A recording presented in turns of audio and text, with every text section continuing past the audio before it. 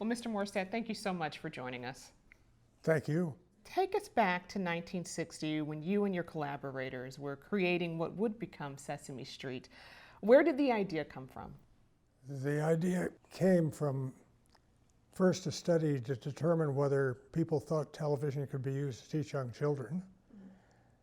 Secondly, hiring a group of professionals that knew how to produce television. Third, getting the job done.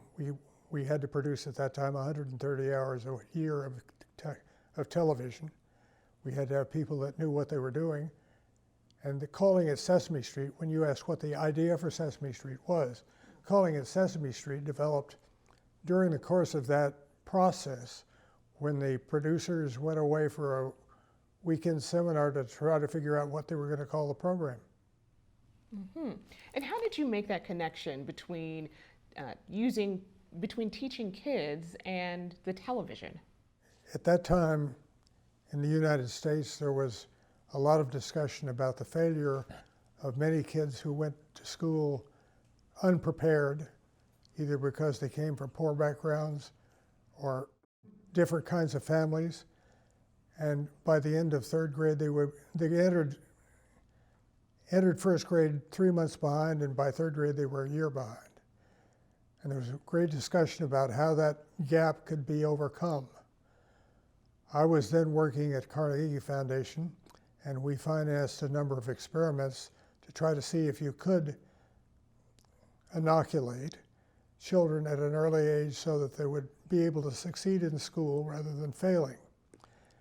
And it turned out all the experiments worked, but we were only reaching a few hundred children. There were about 1.5 million entering school that way each year.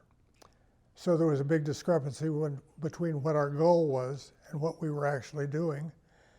And because I had become friends with Joan Cooney, who was a producer at Channel 13, I asked her if she thought television could be used to teach young children. She said she didn't know, but she'd like to talk about it. And that's how it began.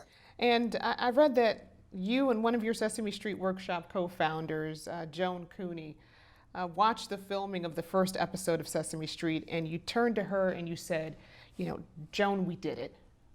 What did you think you'd done at that point? That was a preview of the television program with an audience of critics, funders, and a few other people. And based on their audience reaction, it was clear that we had done something that had wide appeal, and that's why I said that. Did you know that 50 years later, it'd still be an institution? We couldn't see beyond the first year. We didn't know we had a second year. So no, of course not. Looking back, how do you feel about that? Great. No, it's a wonderful thing that it turned out so well. We had the benefit of the work of a lot of talented people. If you were starting from scratch, what would be the key things that you would want to teach children in Sesame Street today? They still need the same cognitive development that we are trying to teach. They need to learn how to deal with and respect other children. They need to know that girls and boys have the same kinds of educational needs as young children. They need to be aware that other cultures have their own values. So there are a lot of things that one would want to teach, and we managed to teach some of them, but certainly not all. So I sure appreciate you taking time to talk to us. Thank you.